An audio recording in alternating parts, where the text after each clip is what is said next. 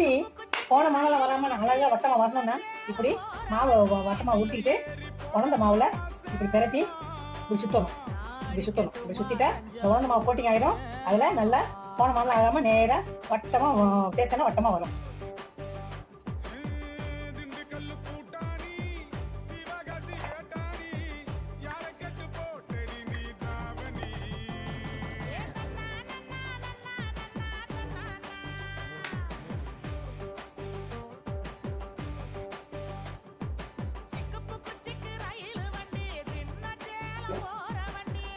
இந்த மாதிரி வட்டமாக இப்படி தேய்க்கணும்.